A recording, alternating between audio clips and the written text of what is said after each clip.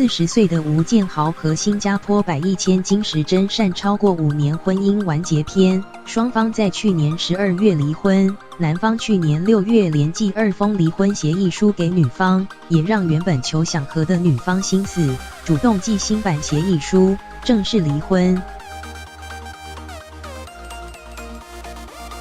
IG 放上旅游照，吴建豪跟周杰伦在美国参加艺术展览活动，心情看起来豁达开朗。原来吴建豪跟新加坡百亿千金石真善5年的婚姻正式画下句点。艺人吴建豪 vs 记者那跟太太哇。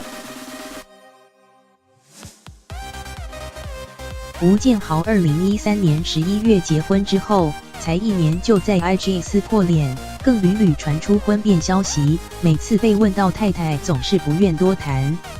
根据新加坡法律规定，结婚3年内无特殊严重原因证明不得离婚，即便3年后必须提出合理理由，且双方认可才能离婚。艺人吴建豪在私人事情，其实我一直以来都比较保守，不太喜欢说我的私人事情，所以现在也是一样，私人事情我是不会说的。谢谢大家。去年6月，吴建豪连寄2封离婚协议书给女方，理由是彼此已无共同超过3年，但女方说申请合法分居是2016年，根本没3年。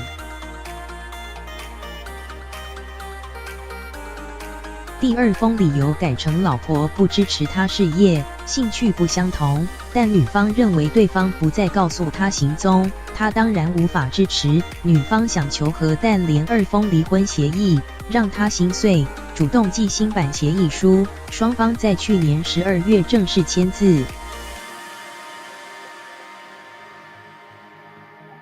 歌手吴建豪小婚礼 So marry me, marry me, marry me, girl， 终于爱到你说我愿意镜头前唱的甜蜜。吴建豪也曾在媒体前透露会送老婆情人节礼物，还传讯息套招，但是根本没有，也让女方怒 PO 电视上的吴建豪都是假的。双方有人透露，2人结婚第2年就发现彼此价值观差异大，再加上女方喜欢跟友人跑趴，吴建豪比较低调，如今纠缠多年，总算是给彼此自由。